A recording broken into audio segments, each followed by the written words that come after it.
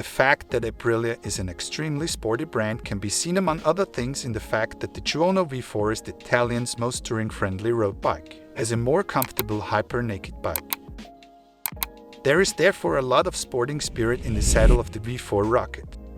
Can it compete with the fully equipped Kawasaki Ninja H2S XC, the lively KTM 1290 Super Duke GT, and the high-speed icon Suzuki Hayabusa? Aprilia makes a virtue out of necessity and does it quite well. If you take a look at the Italian model range, you will quickly notice that it is strongly geared towards sport in all categories, and that is exactly what the fans want. Comfort obviously plays a subordinate role at Aprilia. A genuine comfortable touring bike is completely missing from the range. However, the manufacturer from Knoll does not want to completely miss out on the business with touring bikes. After the discontinuation of the big Capenor 12.0, the success of the Aprilia Touareg 660 shows that the adventure bikes suitable for touring are a very important segment. In contrast, Aprilia's touring bikes, which are designed purely for road use, look very poor, which is why the resourceful Italians are straight away appointing the Tuono V4 as a touring bike without factory ingredients. A higher windshield, a more comfortable saddle with a larger passenger pad and higher handlebars, the Aprilia Tuono V4 is ready. But is that enough to attack or even keep at bay the competitors in our hyper-touring comparison who are actually and only designed for touring? On the one hand, yes, surprisingly well. But on the other hand, the Tuono V4 lacks true touring suitability. On the one hand, there is the engine which, thanks to its 175 horsepower at 11,350 revs, and a decent torque of 121 Nm at 9,000 revs, zooms the Tuono V4 through the landscape in a primarily sporty but also sovereign manner. The fact that the Tuono V4 together with the KTM is the weakest of the quartet should not be a problem, because the power from the 1077 cubic capacity V4 engine can not only be fired in the manner of a hyper-naked bike, but also in a manner befitting a touring bike. So it's not a big deal that the Tuono V4 is weakest bike in terms of torque. After all, it can be revved up from low revs without any annoying jerking, and far more willingly than the KTM 1290 Super Duke GT. The Tuono V4 makes up for its lack of power with its lack of weight.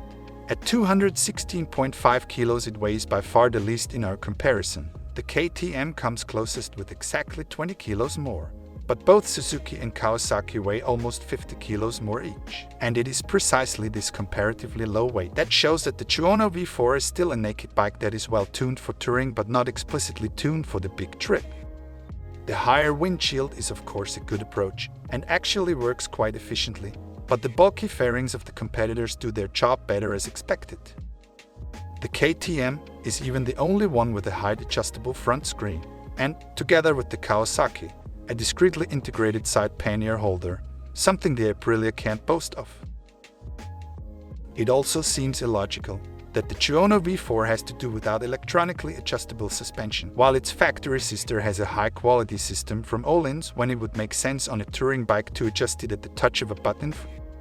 When you consider that the Tuono V4 is still supposed to be the entry-level Tuono V4 and is simply the best touring bike from the Italians. In this respect, it is of course again very fitting that the suspension, with the Sachs USD fork at the front and the monoshock at the rear also from Sachs, is fully adjustable anyway and is tuned with sufficient comfort even in the basic version. The Brembo M50-330 braking system can also really pack a punch, although it does not behave so radically that it would cause problems during a leisurely ride. Finally, the seating position is of course a particularly important factor on a touring bike, and here too the Aprilia Tuono V4 with its higher handlebars is considerably more upright and thus more comfortable than the Tuono V4 factory. From a purely ergonomic point of view, it is even the most back-friendly to ride together with the KTM, because both the Kawasaki and the Suzuki go more in the direction of sports touring and thus politely point out their high-speed capabilities. As with the three rivals, the Aprilia has no shortage of electronic features. Thanks to the Aprilia Performance Ride Control Unit, the Tuono V4 has 6 adjustable riding modes: cornering ABS, lean angle dependent traction control, quickshifter up and down, and cruise control, all of which are designed to meet a certain touring demand. Wheelie control, engine brake, and, above all, launch control strongly suggest that the Tuono V4 also wants to let rip. Let's see what my colleague thinks about the Tuono V4. Dragging a V4 naked bike into a hyper-touring comparison may seem absurd, but in fact Aprilia positions the standard Tuono in a noticeably touristy way and gives it among other things a high handlebar and a bigger windshield. If you want to go on a sporty trip, all you have to do is mount soft luggage, and you can sweep over any alpine pass at incredible speed. What thrilled me on my first ride on the Tuono V4 was the versatility of the naked bike from Knoll. The engine is an absolute blast, and thanks to the flap exhaust can chug through towns at low revs in a pleasantly quiet manner. But from 4,750 revs and with the flap open, it transforms into a genuine racing unit. Thanks to a great chassis and sporty suspension components, it is a real joy to corner and can be thrown into the corners absolutely intuitively. The only and very subjective point of criticism I find is in the appearance of the control units and the TFT display. In my opinion, the competition does a better job of this.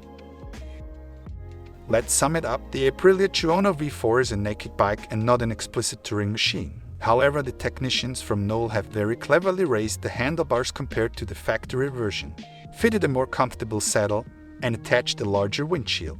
This means that the Tuono V4 still looks really smart, but can actually go on bigger tours than its extremely sporty sister. The suspension of the normal Tuono V4 has to do without electronic adjustability, but the SAC suspension elements are fully adjustable. Handling, on the other hand, is wonderfully sporty thanks to the stable chassis, and the brakes can be applied firmly without appearing too aggressive. There is no lack of electronic helpers, while the standard cruise control emphasizes the touring character. Wheelie and launch control make it clear that the Tuono V4 also wants to let it rip.